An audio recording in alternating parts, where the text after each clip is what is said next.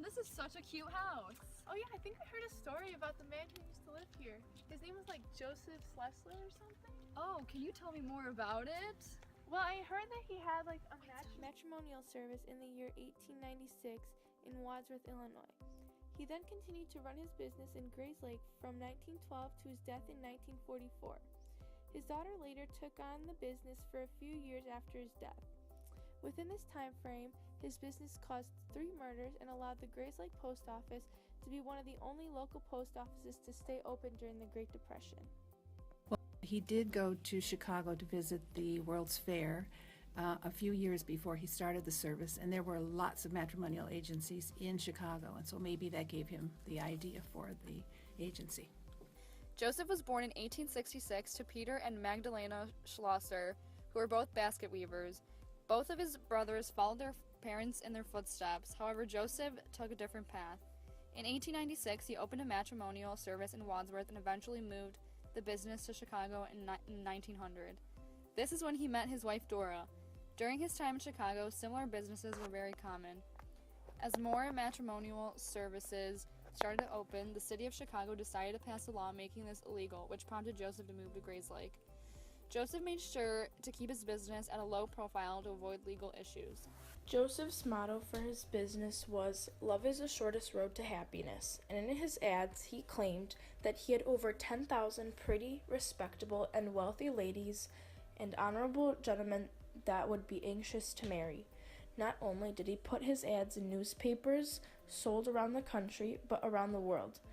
These ads were found in large variety of sources such as newspapers, True Detective magazines, and even poultry magazines. This brought in constant flood of mail, allowing the Grays Lake Post Office to remain open during the Great Depression. Well, I was very surprised that we actually found 3 murders, and then it just kept going with several other cases for stealing jewelry and robbing men of train money and so forth. And so I was surprised that so much bad was associated with it. In 1911, the first murder case, which could be directly linked to Joseph's business, occurred. Minnie Mudrock, a woman a part of Joseph's business, would have men come to her home after mailing back and forth with the men.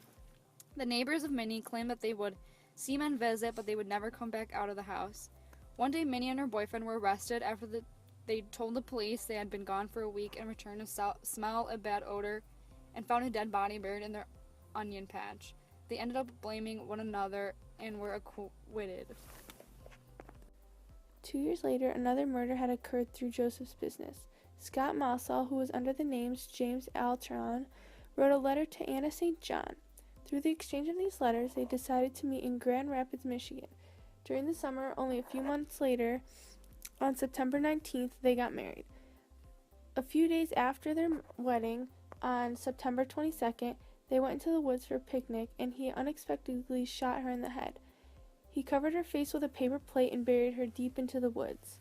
Later that week, a group of children found her dead body, and police were able to track her back to Mausall.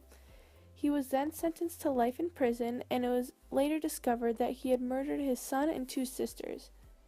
Aside from the 2 known murders, there was a third in 1922 that was believed to be a murder, but with further investigation, they determined the possibility of it being a suicide. However, it is still unclear. That he was investigated by the APL, and that there actually was a captain in the APL in Grays Lake that could investigate it. Although Joseph's business no longer exists, the house where everything took place still stands in Grays Lake today.